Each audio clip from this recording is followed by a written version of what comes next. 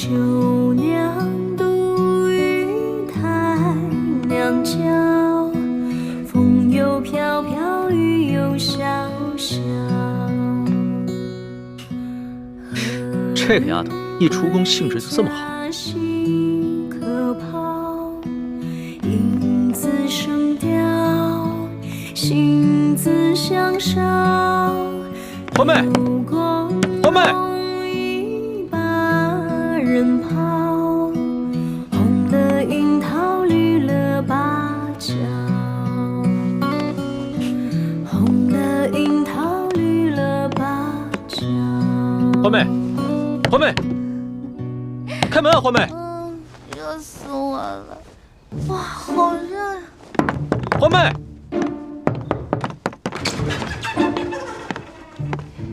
欢妹，怎么了？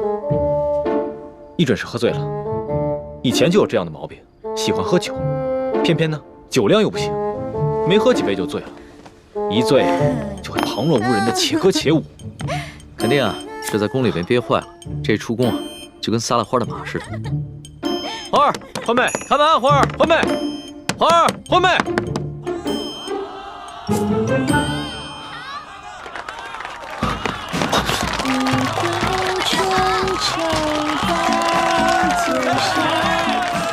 江上春芽，桥上柳州，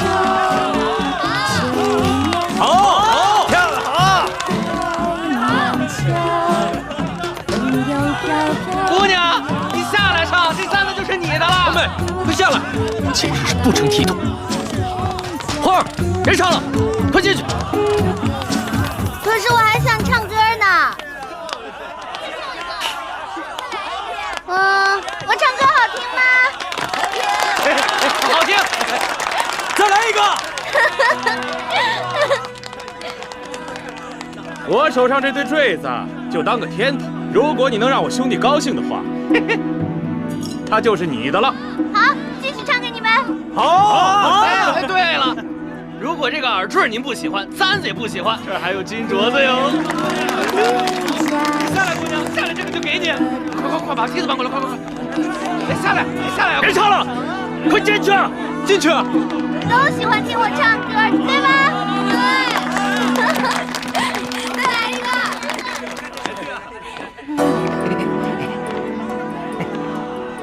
来，姑娘，也给你戴上。来，伸出手来。金镯子，我才不要什么金镯子呢！不要。这个不喜欢呐，没事，爷还有杨志毅的镯子呢。欢妹，给我下来！小心，老爷！谁啊？你呀，好大的胆子，敢搅爷的好事儿！你哪儿来的？搅你好事怎么了？啊！你再动我一下，我动你怎么了？找死啊你！啊！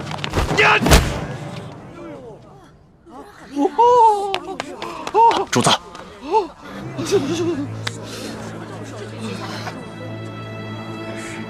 住手！展开！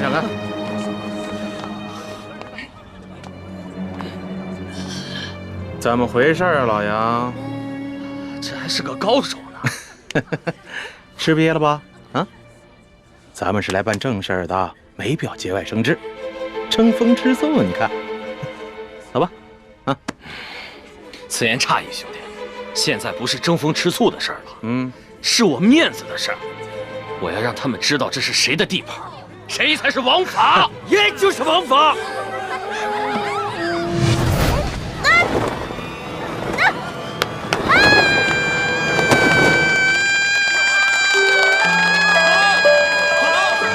别叫！酒醒了之后看着，看我怎么罚你。哎呦，公子，多有得罪了。我不知道这姑娘是您的丫头，要不您把她让给我，我给您1000两银子。我出2000两，我出3000两，滚！猪哥哥，猪哥哥，哎，纳赛，咱们走。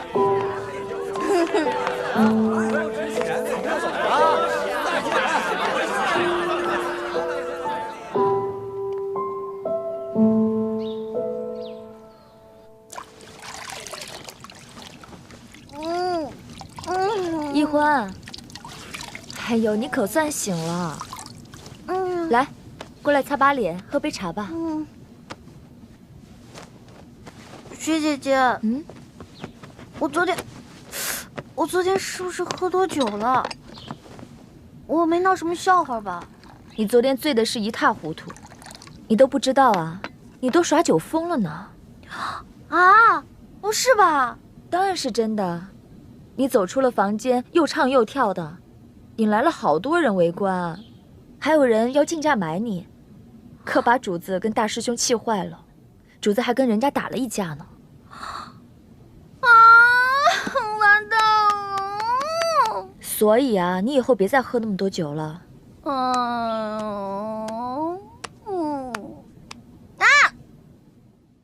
又香又甜的冰糖座。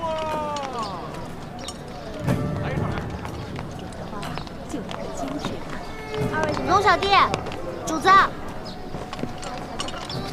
这个喜欢。哎，朱哥，您再看看。都不理我找薛姐姐。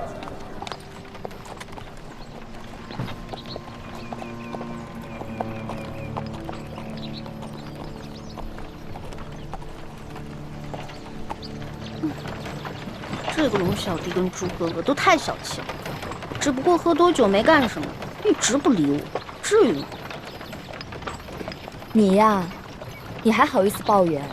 皇上这次微服私访，本就不想惊动任何人，你却闹出这么大的动静。皇上长这么大，大概是第一次为一个女人跟人打架。他是什么身份啊？连尊贵都不顾了，他心里当然气了。至于大师兄，你本就是他从小定亲的未婚妻，他心里肯定更气了。关键是我不知道那个野山葡萄酒后劲儿那么大，哎，喝的时候甜甜的，结果喝下去一会儿脑子就一片空白，什么都不知道。欢儿，你平时任性妄为也就罢了，怎么在这个特殊时刻也不知道检点一下？你知不知道，昨天晚上我们大家有多担心你？万一你醉酒后一不小心泄露了大家的身份怎么办？还好你昨天晚上只是唱歌跳舞耍酒疯，没有说错话，不然这段时间我们所有人的苦心经营全都白费了。哦，花儿知错了，以后再也不贪杯了。大赛，义父，让他们去把马喂一喂，然后你再安排几个人四周警戒一下。这。啾！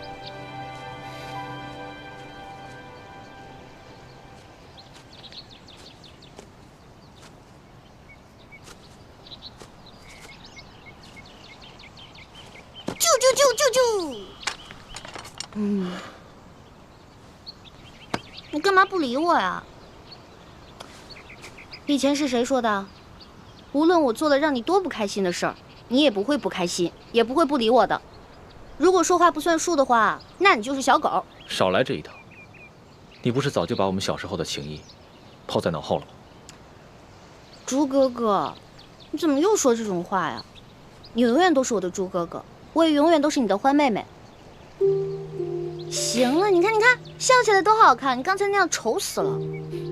你呀，就知道我心软，好欺负。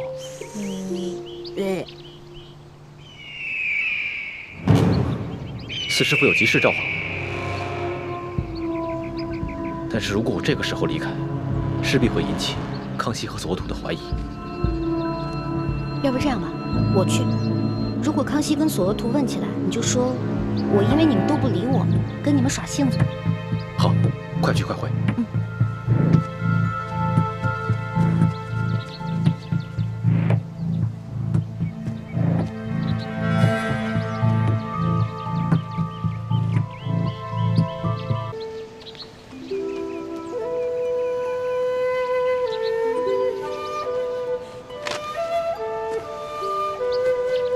索图，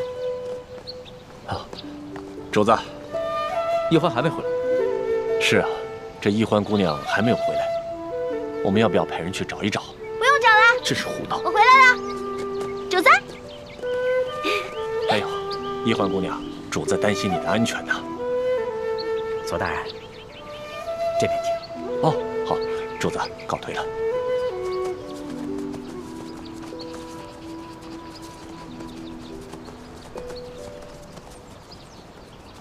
龙小弟，你还生气啊？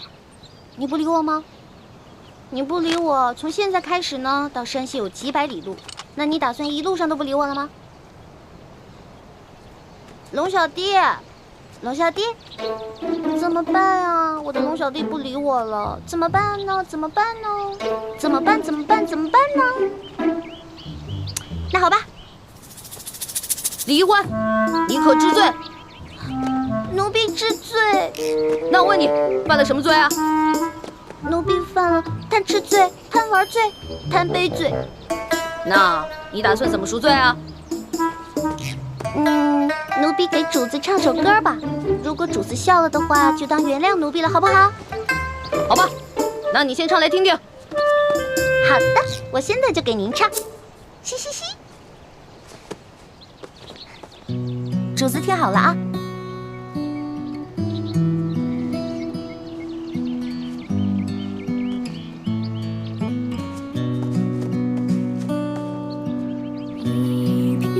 春处带酒浇，江上舟摇，楼上燕巢。秋娘独语台娘娇，风又飘飘，雨又潇潇。何日归家兮可抛？影自声调，心自相绍。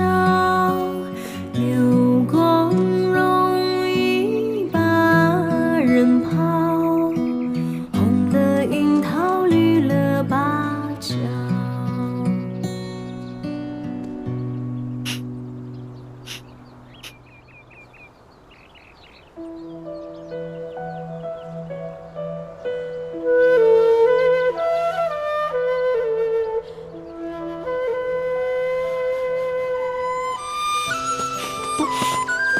李欢，你给我听着，你以后要是再跳舞给别的男人看，或者让别的男人看到你除了脸和手以外的地方，我饶不了你。哦，知道了。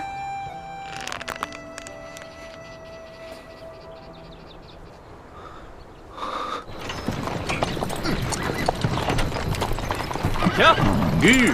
下马，过来交钱。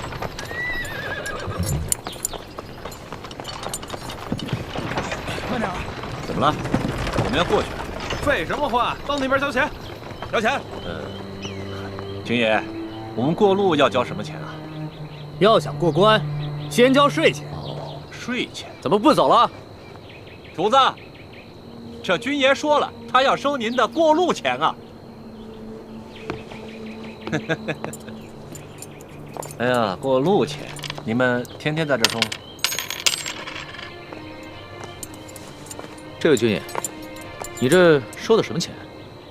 关口要道，过往商旅一律上交税钱2吊。可我们不是商人，为什么还要交税费？不管你是做什么的，只要从我这路口过，就得交钱。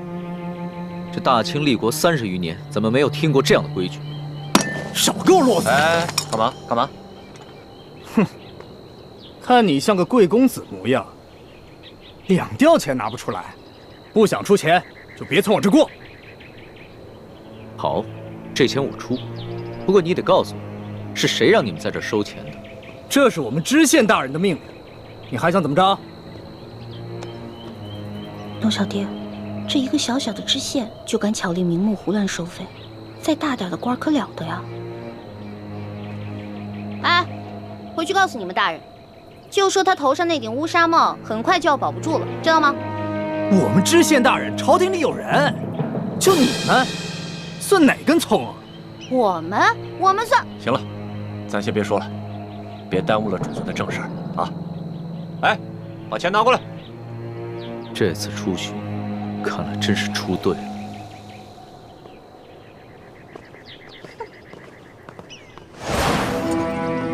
哎，进城交税。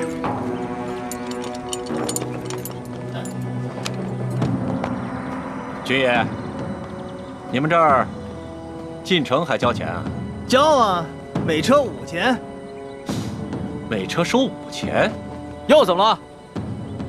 主子，这位军爷说了，进城的车辆收税，每车5钱银子。车辆进城也要交税啊？你们还有没有王法？王法？知州大人就是这儿的王法，这命令可是知州大人亲自下的。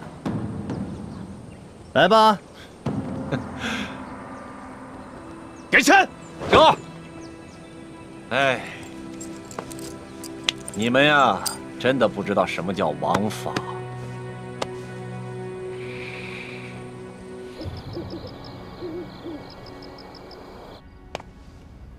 朕自入山西以来，一路所见，民多疾苦，而各地方官各自为政。朕一日行100余里，竟连遇3处关口，巧立名目收取税费。过往商旅都被迫缴纳所谓道路修补款项，贪污之风可见一斑。念及民生之苦，朕实不能寐。老大，都记下来了吗？放心吧，全记下来了。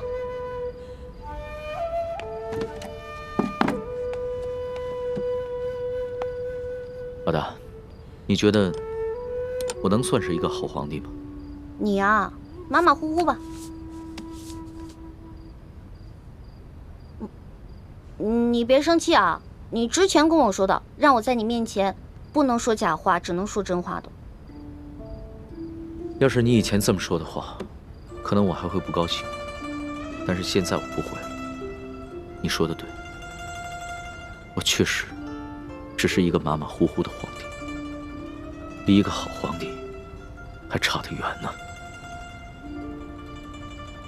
差得远呢。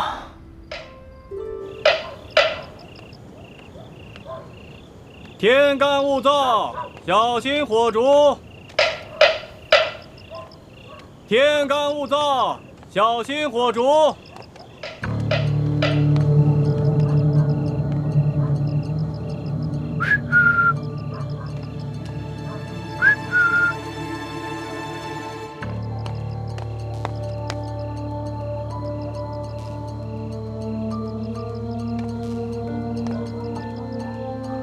叶师弟呢？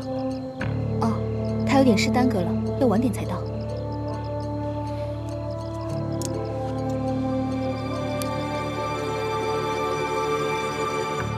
这就是那1号金钥匙。嗯，这是我从吴应奇押送的永历帝遗物当中找到的。只有义父才能辨别这把金钥匙的真假。但义父回明珠谷清查内奸去了，下月才会回京城和我碰头。这把金钥匙先交给我保管。就在我得手的第2天，吴应奇就将永历帝的遗物交给书剑保管了。那书剑直接当着我们的面，找出那把金钥匙挂在自己颈上，贴身保管。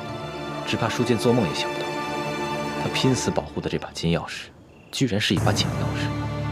遇到劫匪的时候，你们也在这儿，可有发现什么线索？那帮劫匪很有可能是吴三桂派来的。在出事的头1天晚上，吴三桂派人悄悄找到了吴应奇。父王命你连夜快马赶来，有何急事？王爷问2公子，在永历帝的遗物中，可否见过一把金钥匙？有。卑职奉王爷之命，请2公子立刻将金钥匙交给卑职，用这把假的金钥匙调包。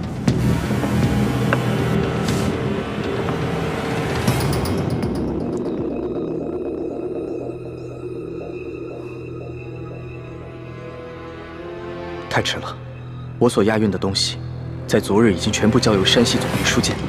那书剑一见面，2华为叔就当着我们面，直接把这把金钥匙找出来贴身收藏。据说他是奉了皇上的密旨，亲自护送这把金钥匙进京，面呈皇上。坏了，没想到我一直快马加鞭，日夜兼程，还是晚了一步。朝廷为何会如此看重这把金钥匙？一开始父王也并不看重，可为何又突然派你索回？卑职也只是奉命行事，别的什么也不知道。二公子若有疑问，待回到滇都之后，亲自问王爷吧。那现在怎么办？来之前，王爷已经做好了各种打算，要卑职无论如何把金钥匙带回去。事到如今，卑职只能假扮盗贼，强行抢回金钥匙。到时候，还请二公子和石将军多多配合。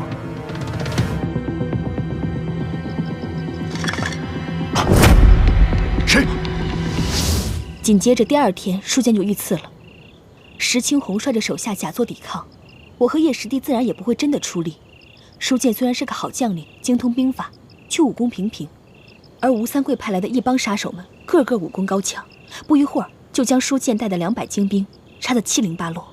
看来，吴三桂已经知道了金钥匙的秘密，否则不会派人连夜追回。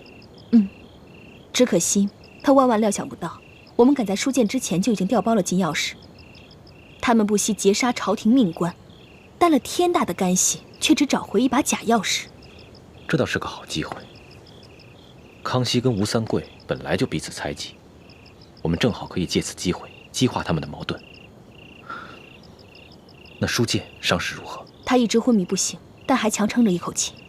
千万要留心书剑伤势的变化，同时留心舒婉心是否出现。如果有意外的话，马上联系我们，千万不能让康熙提前得到消息。我明白。原本你拿到金钥匙，我和叶师弟就准备趁着给书剑寻找良药的机会不辞而别。可如今出了舒婉心这个变故，我们也只能再回到吴应奇的身边了。辛苦你和叶师弟了，我们这边就不如你们那边顺利了。好不容易找到了铜匣，又被人调了包。关于明珠谷的内奸，我和叶师弟也想了很久，却不知该怀疑谁。以后大家行事要更加谨慎，如果有什么行动的话，一定要守口如瓶，千万不能让更多的人知道消息。好，我明白。大师兄，我该赶回去和叶师弟会合，再一起返回吴应奇的身边了，以免石青红起疑心。樊师妹，叶师弟为什么不来见我？他究竟去了哪里？我也不知，问他，他也没说。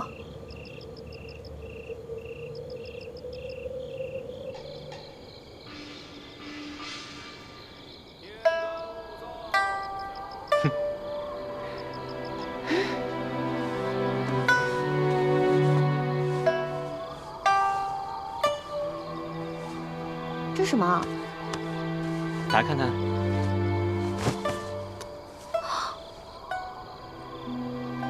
叶哥哥，你哪来的钱给我买这么贵重的东西啊？师傅们不是每个月给我们发利钱吗？我都没舍得花，全攒起来了，攒了5年，终于攒够了。不行不行，这礼物太贵重了，我承受不起。哎呀，没关系，这不是下个月就到你的生辰之日了吗？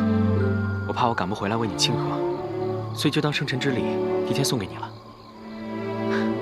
你放心，我又不要求你回报我什么，你只要天天把它带在身上就好了啊。那你为什么非要给我买一个金镯子啊？你还记不记得5年前你的生辰之日？我那天问你，你有什么想要的礼物啊？你告诉我说，你想要一个特别漂亮的金镯子。是吗？我不记得了。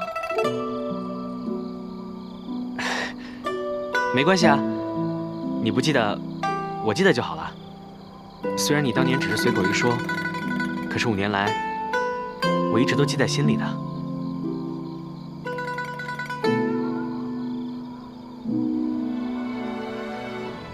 你怎么了？你现在不喜欢金镯子了，还是觉得不够漂亮？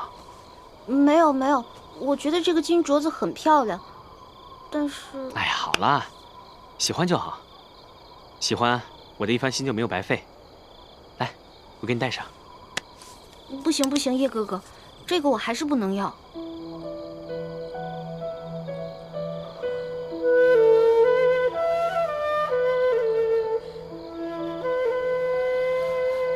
我知道，你现在有了康熙这个结拜兄弟，什么都不缺。他随便送你个首饰，就比我送你的金镯子贵重100倍、1000倍。可小师妹，我希望你明白，有些事情不是金钱可以衡量的。不是叶哥哥，我不是这个意思。这个镯子很好看，我也很喜欢，但是你还是把它留着，送给你以后心爱的女孩吧。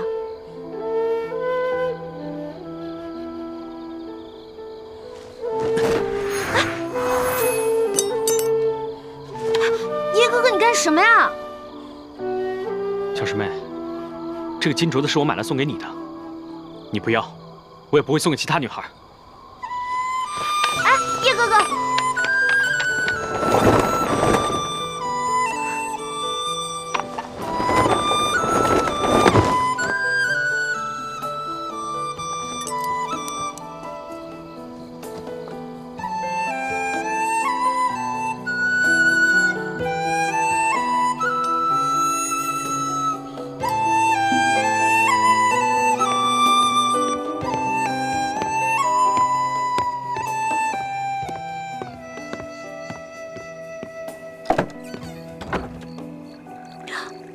朱哥哥，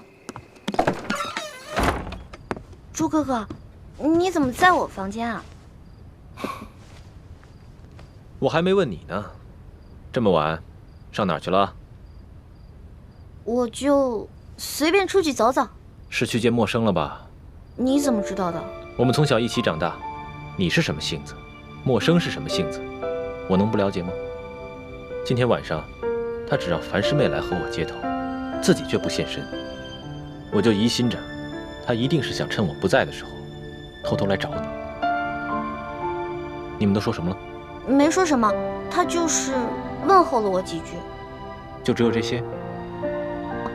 只有这些。他就没有给你带点礼物什么的？没有，什么礼物都没有。每个月师傅就给我们2吊钱。他哪有钱给我买礼物啊？又不像咱们，可以在宫里捞捞油水什么的。那可不一定。最近几年，这个叶师弟变得十分吝啬，平时呢，连一个铜板都不舍得花。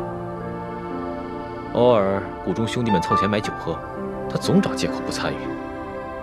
他这么努力省钱，一定是为了你。下个月就是你生日了，他就没有准备什么生日礼物要给你吗？没有。还说没有？这金镯子哪来的？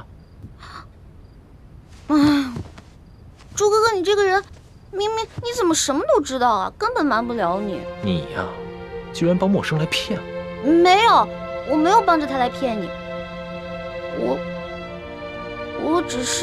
我只是平时骗别人的时候，谁都听不出来，只有骗你，老是会找出我的破绽。我知道。你是不想挑起我跟陌生的矛盾，对吗？大家都是兄妹，他也只是疼爱我这个小师妹罢了，所以才给我买了一个小小的礼物。这还算是小礼物啊，这可是陌生对你的一片心呢。那如果你要是不喜欢的话，我不带它就行了。你愿意带就带吧。其实，陌生对你的心意，我早就看出来了。但我自信，他夺不走你的。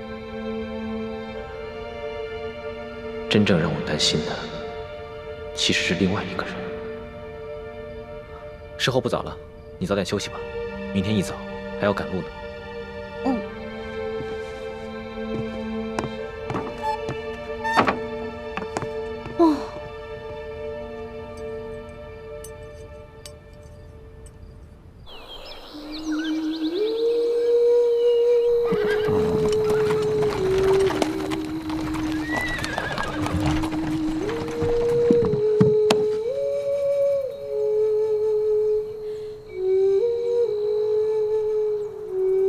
主子，这口井也是干的。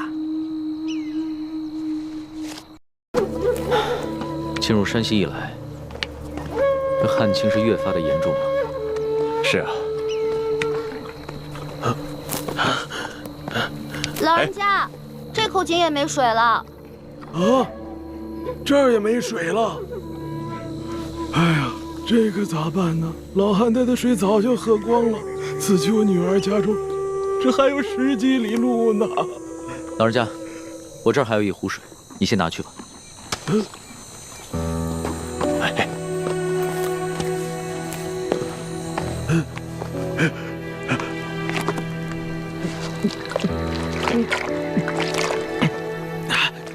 多谢，多谢。老人家，此次的旱情涉及多大的范围啊？多大范围？这方圆数百里，5万顷土地，12万人口，颗粒无收，颗粒无收啊！我活了70岁了，这是我见过的最严重的一次旱情呢。哎，多谢啊！老人家慢走。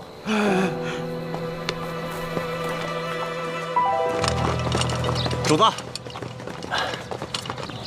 启禀主子，这个小村庄有几十户人家，房子都挺干净的，咱们借宿没问题。只是这村子人烟稀少，好多房子都空着，显得有些诡异。为什么？这些民房都好好的，有一些一看还是新翻修过的，怎么会没人住呢？是啊，房子是挺新的，就是没人住。也许这儿不久之前遭过匪患吧。这户院子里倒是有炊烟冒出来，应该有人，我去看看。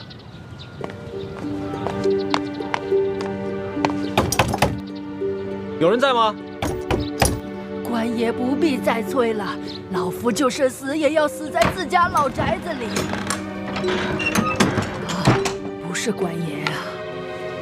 老人家，我们是过路的外地商客，错过了宿头，能否在这里借宿一宿？房钱要多少，随便你开。不必给钱，我们这个村子什么都缺，缺水，缺粮食，缺人，就是不缺空房子。你随便住吧。老人家，此话怎讲？村民们都去哪儿了？我们这个村子遭遇了几10年不遇的旱灾，村里只剩下一口老井，每晚能渗出一点点水来。但凡有点办法的，都出去投亲靠友了；没亲没友但还迈得动腿的，也都到外面去行乞逃生去了。哎呀，只有我这等老弱病残在这儿等死。可是官家还逼得我们……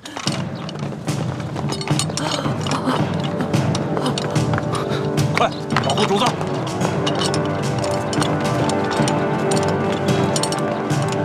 这2个人好生眼熟，是不是在哪儿见过？主子，这2个就是那日在客栈里调戏世淑姑娘的人，其中那个领头的把总还被主子教训过。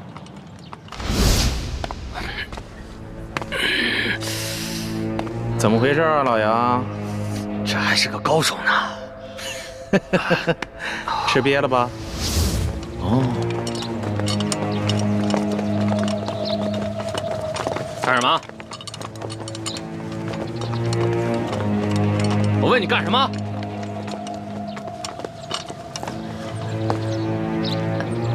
杨婆子，我还正纳闷呢，就凭你不敢抗命啊？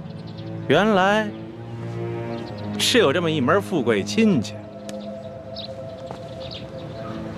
裘老板，你可别牵连无辜，老妇哪儿来的这等富贵亲戚？他们都是过路的客商，在我家借住一宿，明天就得赶路的。路过的客商，让我瞧瞧。哎，咱们是见过的是吧？啊？哟，姑娘，你也在这儿呢，真是缘分呐！你是谁啊？我根本不认识你。你还好意思说呢？那是在客栈喝醉了闹事，他就是被我教训的那个。哎呀，羞死人了！原来你还是个朝廷命官呀！那日你当众调戏我家的丫鬟，就已经失了体统。你还追到这个村子来，没完没了了是吗？你老杨，咱们今天来办正事儿的，你还穿着官服，收敛一点。也对，老子懒得理这些外乡人。几位，老子是来办公差的啊！杨婆子，怎么着？今儿个你是搬呢，还是不搬呢？不搬，老夫就是死也要死在我自己的房子里面。你敢公然抗命是不是？你是不是不想活了？老人家，你是不是将房子作价卖给了他们？卖给他们？客官，这房子是老夫夫家留下来的祖产，房子后面还有几亩良田，老夫家祖孙几代人就靠这点良田生活。如今虽然不幸遭遇了旱灾，可老夫也舍不得变卖这个祖产呐。这个裘老板仗着官府里有人，随便给了仨瓜俩枣碎银，就要强行圈走咱们整村的房田地呀！你闭嘴！老不死！裘老板给你安置费已经是大发慈悲了，你还敢在这里计较或多或少的？你信不信我现在就捆了你？行了行了，杨婆子，圈地的文书是巡抚衙门发的，你向几个过路的客商诉苦，有用吗？可是在下听说，顺治爷曾下过明诏，废止圈地。几位是读书人吧？啊，哼，看着就像，带着那么一股子迂腐劲儿。古往今来，这皇帝总说王子犯法与庶民同罪，但谁曾见过哪个王子犯法真与庶民同罪？就算是在皇城根底下，那些王公大臣不也是一大片一大片的圈地吗？皇上不也是睁一只眼闭一只眼吗？几位是过路的客商，我劝你们别多管闲事。听清楚了吗，老太婆？明日一早，我就带人来这里破土强拆。届时你还没搬走的话，那我就把你埋在这破房子里。老夫就在这儿等着你们，我就是死也要死在我自己的老宅子里面。哼！巡抚衙门令，凡是胆敢公开对抗官府者，皆按谋反论处，格杀勿论。所以今天老子就是杀了你，也是在执行公务。最后再问你一遍，搬还是不搬？不搬。那明白了。你既然铁了心不搬了，那也好。那你今天晚上就吃得饱饱的，免得明天做个饿死鬼啊！呸！看什么看？小心我把你双眼给挖出来！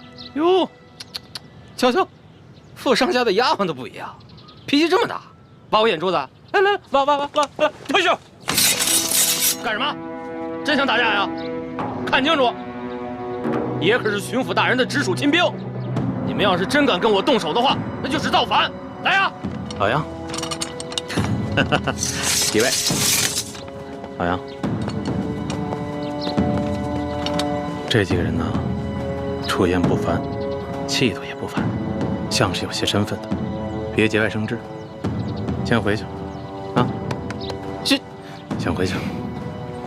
走，几位请吧。梁婆子，到底搬还是不搬？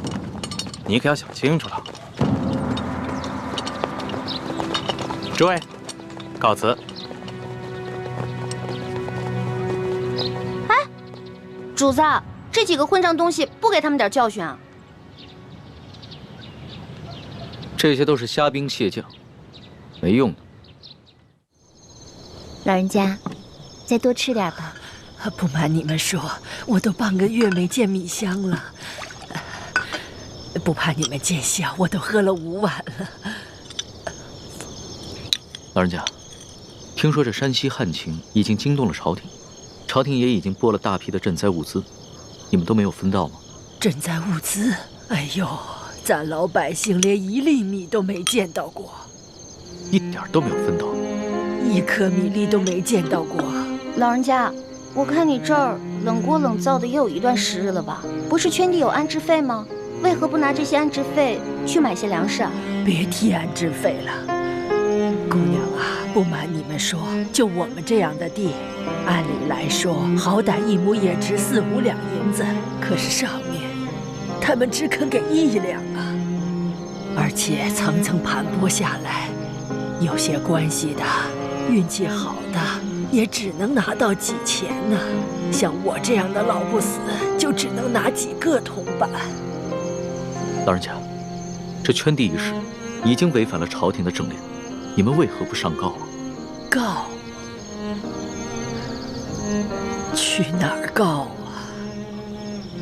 老夫的儿子先去县衙告状，被他们拉了出去，一顿毒打，还给他胡编了一个什么罪，被他们连打带拖，回来以后连伤带气的，没多久就扔下老夫去了。老夫的孙子不服气，借了些钱去太原府鸣冤，也被巡抚大人当盗贼发配关外，至今未归，一去不回，还怎么告啊？还有这等事？这山高皇帝远的，这圈地的人可是个通天的人。通天是当朝的大红人鳌拜，你知道吧？听说过。山西巡抚刘德昭，他就是鳌拜的门生，还有那个圈地的裘老板，他就是刘德昭继娶的夫人的小舅子。您说还到哪儿去告啊？可是听说鳌拜不都已经被皇上给查办了吗？你知道吗？瘦死的骆驼比马大呀！鳌拜这些年提拔了多少门生亲信，他们都大权在握，盘根错节，连皇帝都忌惮他3分。不然为何皇上就只把鳌拜圈禁了呢？这官场上的事儿说不清，万一哪一天鳌拜东山再起，可怎么办呢？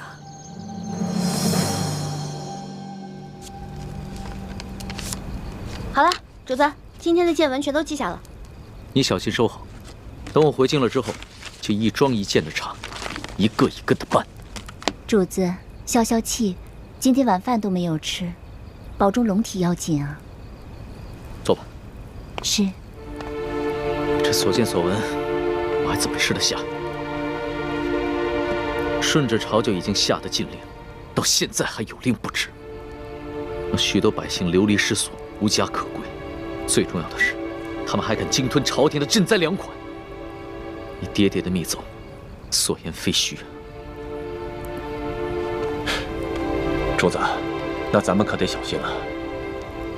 听说这山西官场，鳌拜残存的势力不可小觑，他们掌握的地方官兵足有上万。万一他们知道了主子在微服私访，起了歹心，可了不得。小不忍则乱大谋，只能暂且忍着了。可是，他们明早就要来强拆了，这些百姓们该怎么办？那个叫杨八狗的，还有刘德昭新老婆的那个小舅子裘贵吧，他们一个个都是心狠手辣的角色。如果咱们一走，那几户宁死不搬的村民不得被他们活活给弄死啊？不会吧？这村子里还有几户人家，10几口人，我不相信他们敢全都杀了。主子还别不信，我在山东行医的时候也遇到过类似的事情，也是有几户村民不肯搬迁，那圈地的是鳌拜府上管家的表弟，直接派人在半夜里放了火，却推说是他们自己不慎烧了房子。那几户家人当中，有几个性子烈的，想要上京告御状，却在半路上被一伙身份不明的歹人给杀了，案件至今未破。啊，老奴老家也发生过这样的事情。那部班的一家5口被灭门，却推说是得了瘟疫，其余人也都是敢怒不敢言。那怎么办呀？咱们可得救救他们呀，不然咱们走了，这些老百姓不得被那些豺狼给吃了？可现在书见伤势危急，我必须尽快赶过去看一看，听他详细汇报山西官场的情况。只有掌握了足够的证据，才能把这些豺狼一网打尽。那我们就眼睁睁看着这些豺狼把人给吃了吗？哎，石树姑娘，现在主子的安危是最重要的。这俗话说得好，强龙不压地头蛇。主子您的身份是万万不可暴露的。这样吧，待会儿我们进村查一下，然后再做打算。这，哎，主子，您瞧，那户人家好像有人哎，你听，他们好像刚生完孩子。只可惜，明天一早就得拖家带口背井离乡。可怜的孩子。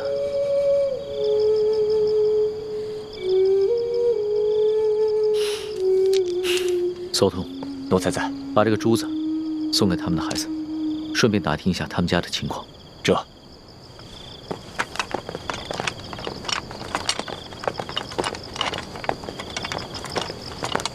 一欢呢？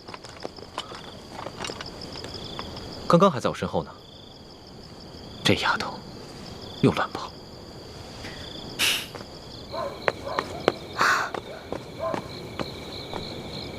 哎，我明明听到有人求救的呀！救命啊！快走！救命啊！站住！干什么呢你们？当兵的居然强抢民女啊！哎呦，瞧这小脸够水灵啊！要不一起带回去吧？舅老爷见了一定喜欢。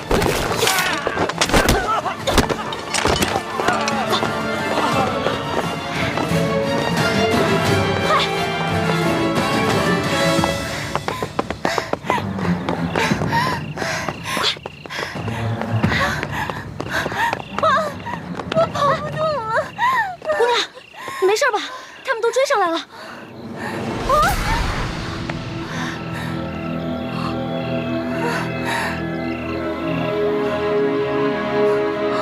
天哪，她怎么长得这么像徐姐姐？难道这舒婉欣逃跑1个月了，我们也想不明白她没有报官的原因。但是，她极可能已回山西老家去找她父亲舒剑了。哎呀，此处离太原府不远了。难道她就是从明珠谷逃出来的舒婉欣？可是她一个弱女子，为何不报官，却要独自千里迢迢逃回老家呢？花儿，一欢，花儿，你在哪儿啊？在哪儿啊？一欢，来，姑娘，咱们躲这儿，快点，就这儿啊，快！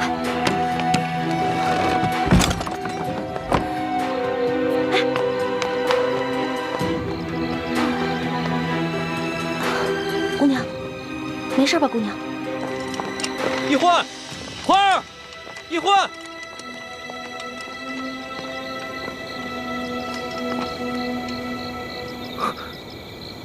屋里好像有欢妹的呼吸声，但似乎还有另一个微弱的呼吸声。欢妹竟然没有发声，定是事出有因，不便现身。这丫头跑哪儿去了？这丫头真是太不让人省心了。一欢，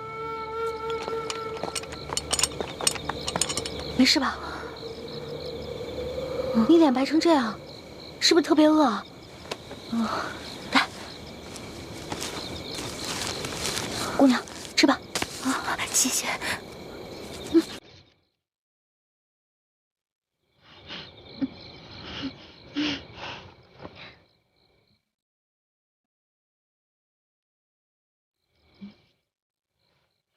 明明已经饿得不行了，还尽量注意吃相，不肯狼吞虎咽。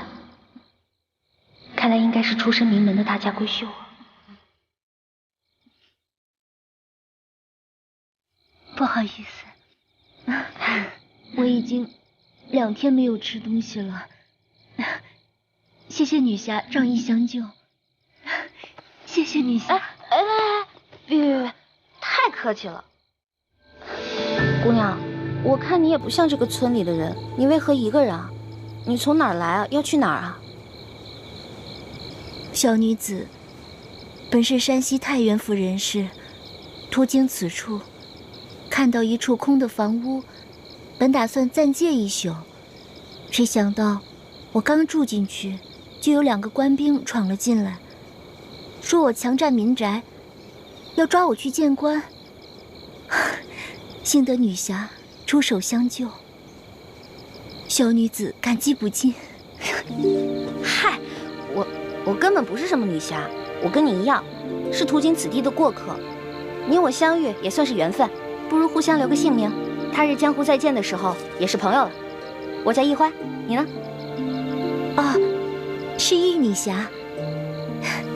玉女侠武艺高强，又仗义助人。小女子能够结识玉女侠，是小女子的荣幸。嗨，小女子的贱名不足为道，只是我这出门在外，身上的盘缠没有带足。玉女侠家住何处啊？小女子平安回家之后，一定备下薄礼，登门致谢。口风倒是挺紧的，不肯说自己的姓名，反倒盘问起我来了。谢就不必了。我看咱俩年龄相仿，我是顺治12年5月初4生的，不知道该管你叫姐姐还是妹妹啊？小女子出生于顺治11年3月初8，可不就是舒婉欣的生辰？那你比我大，我应该叫你姐姐。姐姐，你一个人手无缚鸡之力，怎么就跑到这儿来了？也没个伴儿陪你啊。2个月前，家父把我献给一个有权有势的男人，那个男人要在很多姑娘当中挑选妾室，我是备选之一。没想到我还没有到那个男人家，就阴差阳错被人劫走了，直到近日我才侥幸逃出来。这个有权有势的男人指的应该就是龙小弟了。还有此等事情啊？那你逃出来以后为什么不去报官啊？你现在难道要去找那个有权有势的男人啊？不是这样的，我未曾去报官，是因为那些劫走我的人固然可恶，但是我不恨他们，反而心存感激。为什么呀？家父把我献给那个有权有势的男人做妾，并非出于他的本意，实在是那个男人太有权势，家父不敢违逆。因此我在心里早已发了誓，若被那男人选中为妾，那我便以死明志。其实那个男人有权有势，也是个不错的归宿啊。你宁死不从，莫非？我看你戴的这块玉应该是鸳鸯玉吧？你戴的这块是雄的，那雌的那块，莫非姐姐已经有心上人了？啊，那我明白了，怪不得你从劫匪那儿逃了以后不去报官，你现在是想去找你心上人啊？实不相瞒，我自幼丧母，和爹爹相依为命。我是真的想在我出走之前，悄悄回一趟家，去看看家父最后一面。他说去看家父最后一面，然后就私奔。那如果他发现他爹快死了，那他肯定就忍不住露面了，这不就麻烦了吗？这院里有人！嘘，一群窝囊废，这事儿还得麻烦我。行了行了，想不到这姓杨的居然能听出我们的呼吸声，那我肯定应付不了，不如叫救命吧。不行啊，要是这样就惊动了龙小弟和索额图，那就更糟了。姐姐，我们躲到那边去吧。走。好。快。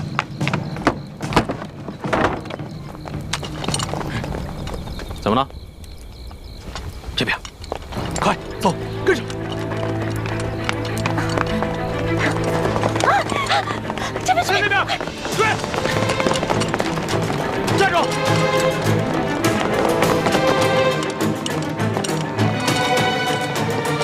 这一关到底跑哪去了？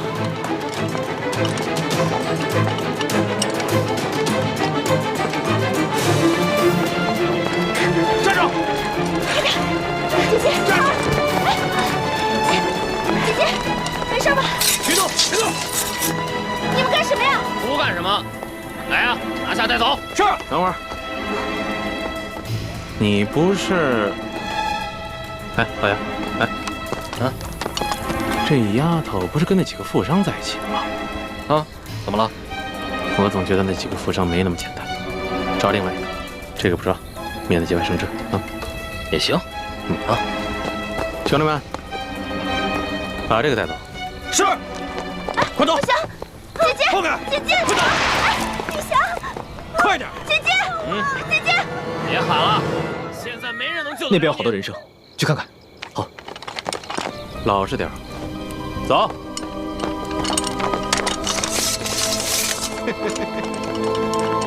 小妮子，没看出来还是个练家子。之前是不是把我的兵给打了？你脾气还真是烈呀！不过爷就喜欢骑烈马。之前你不是说要来挖我的眼珠子吗？现在看来，只能是爷挖你的肉了。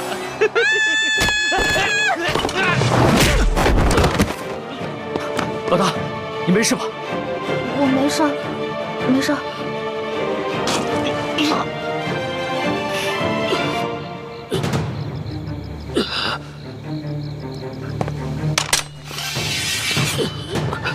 你们别乱来，我可是朝廷命官。主子，他敢轻薄一环，死有余辜。你见杀了他已经便宜他了。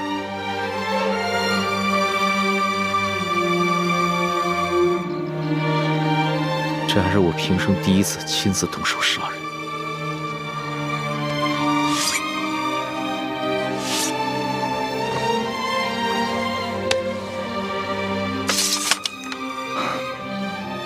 杀害朝廷命官可是大罪，这样一来，很容易暴露身份。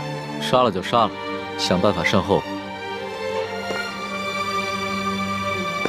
这三更半夜的，你到处跑什么呀？喊你也不应，你知不知道我们很担心你啊？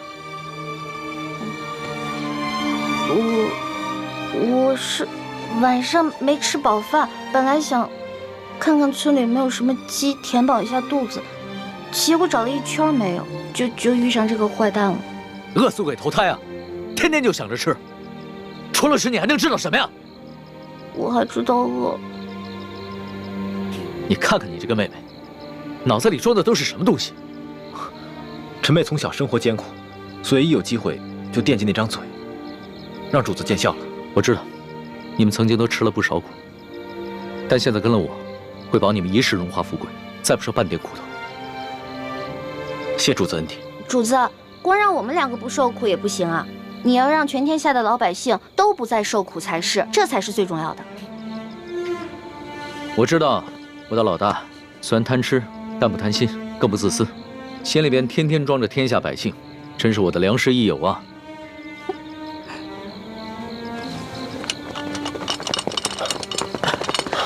主子，主子，这怎么回事？不必慌张，先找个地方把他埋了吧。这，来人呐，把他拖下去。这，快！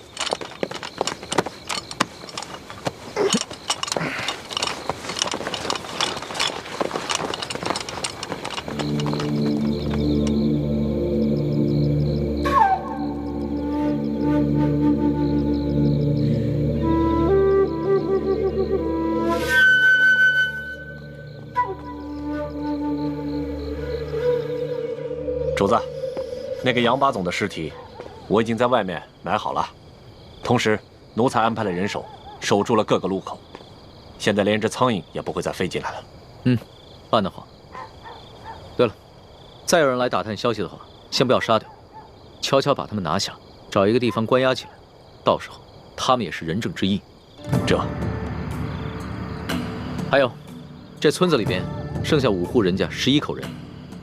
但他们全都是老弱病残。左土，挑几个可靠的人去找一个安全僻静之地，务必在天亮之前把他们全部转移。这，哦对了，他们都是老弱病残，就把我那辆马车拨给他们。这，马三，我们走。这，咱们也都准备一下，天一亮我们就要离开这个院子。主子，这才3更天，你先回屋休息吧。等我们收拾好了以后，再叫你出来。好，明儿再赶1天的路，就能见到书剑了。到时候肯定有很多事情要等着我处理，所以啊，我是应该好好养养神了。那我给您点一炉安魂香吧，不然你睡不好，又该胡思乱想了。不容易啊，会体贴人了啊。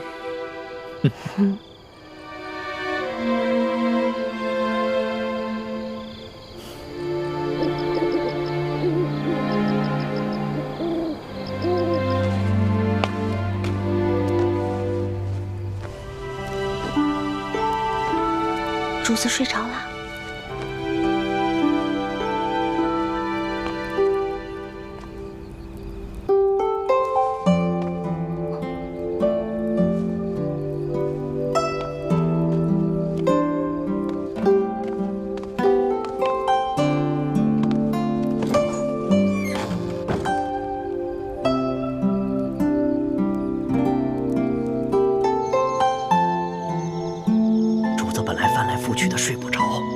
闻了你一个什么香，马上就睡着了。你说，你到底给主子闻的是什么香？就是普通的安魂香，您放心吧，对身体无碍的。真的？真的，叔父，我怎么可能骗您啊？哎呦，你就不要再叫我叔父了，好不好？咱们最好是永远都不要认亲。哎呦，一欢，我求求你了，你千万不要对主子有什么不好的心思，更不能想着要去害他，否则连我都活不了了。哪有？我怎么可能害我的龙小弟呢？我也绝对不允许任何人害我的龙小弟的。你说的话，我也不知道是该相信还是不该相信。但是我告诉你啊，我伺候过3个主子，咱们现在的主子是最好最好的一个。哎，你不是说过要为什么？要为天下苍生、黎民百姓着想？哎，是不是这么说的？那你就更不要想着使什么坏心思，更不能害了主子，也不能连累我。哦，也不知道当初是谁帮着鳌拜给皇上一直下毒。那不也是迫不得已吗？再说鳌拜呀，也没有想害了主子，给主子下的药呢，主要是想扰乱他的心神，让他不能理朝政。可你们……哎呀，我们要想害他，在宫里早就害他了，何必等到现在呢？叔父，你就放120个心吧。说好了啊。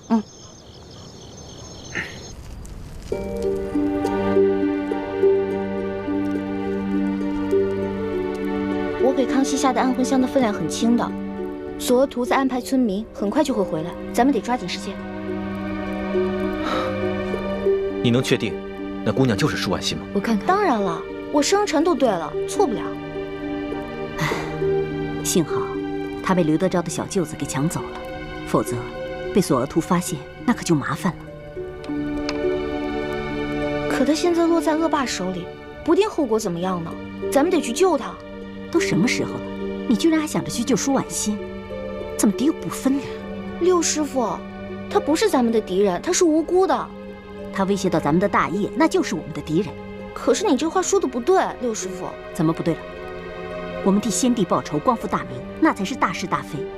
这些小事情根本就不用计较。六师傅，一欢说的没错，舒婉心必须得救。他从明珠谷逃出来以后，一直没有报官说出自己的真实身份，是想着悄悄和自己的心上人私奔。但眼下他落在了刘德昭小舅子手里，为了自保，他很有可能说出自己的身份。刘德昭知道真相后，必定会上报朝廷。那样的话，倾城的身份也会暴露。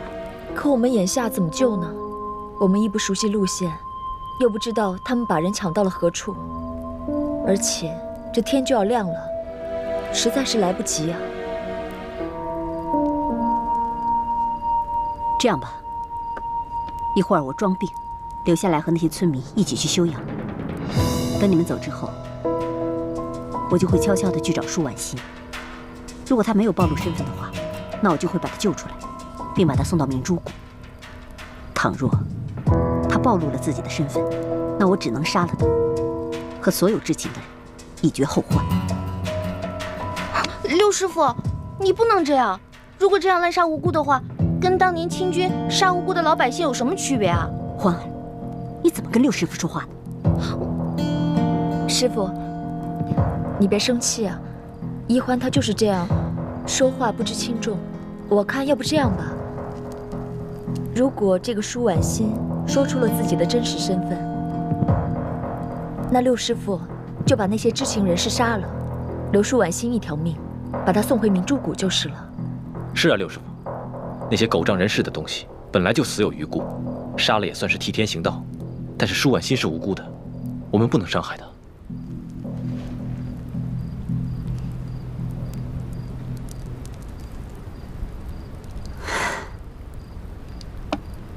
既然太子都已经这么说了，那就这么决定吧。谢谢六师傅。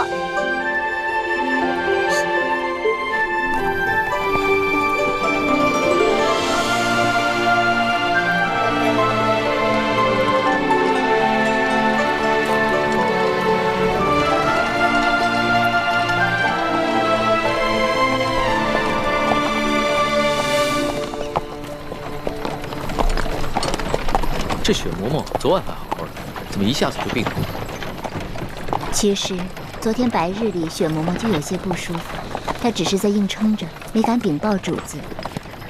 臣妾已经拜托那些村民照顾她，想来养上几日也就没事了。只是她这一病啊，你就没人伺候。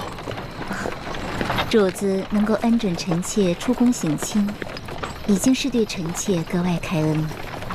这些小事情，臣妾自能克服。还是你省心，不像某些人，就知道给我添乱。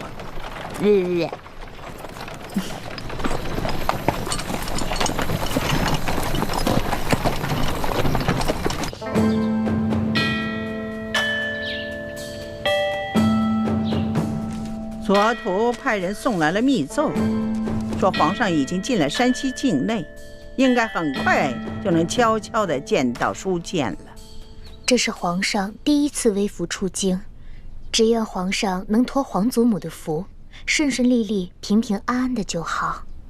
玄烨他是爱新觉罗的子孙，他若是只在紫禁城的方寸之间长大，他怎么能够管好这万里江山？让他出去历练历练也好啊。纵然会有一些波折意外，但皇上乃天子之命，也必定能化险为夷。皇后不必太过担忧。妾身别的倒不担忧，只是不放心这李氏兄妹二人。你放心吧，哀家再三的嘱咐索图和李德福，让他们盯牢了李氏兄妹。况且李氏兄妹若要真的有图谋不轨，那在这宫里头早就应该下手了。既然他们没有异常举动，就说明他们的目标并不是暗害皇上。此次山西之行也能让皇上和我们大家都能看清楚，这李氏兄妹值不值得信任。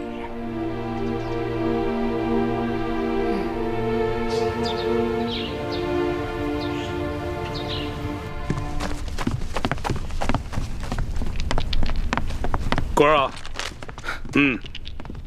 杨八总找着了，找着了。哼，不管他说出什么理由，先拖出去给我打50军棍。此风不可长啊！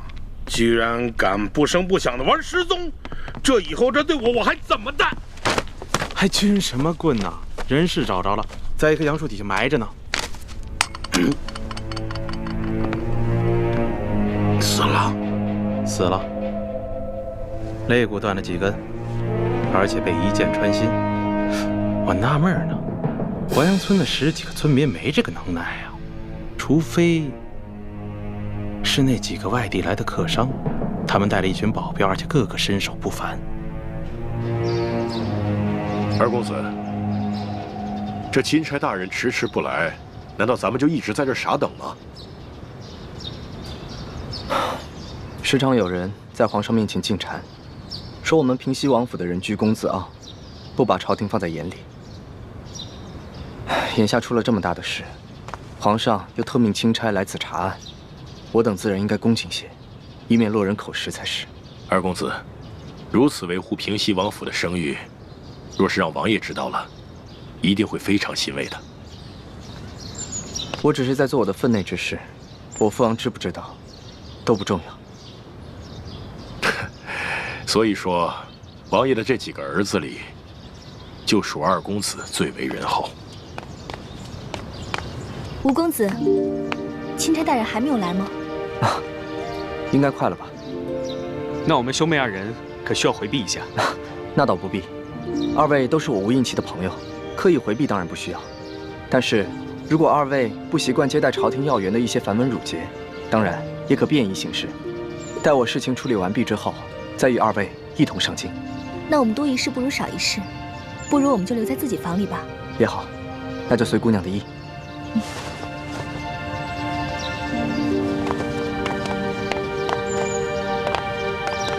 秋贵啊，你的意思是说，杨把总是被这几个客商所杀？要我看，不但杨把总是被他们杀的，连那10几个失踪的淮阳村民，也跟他们脱不了干系。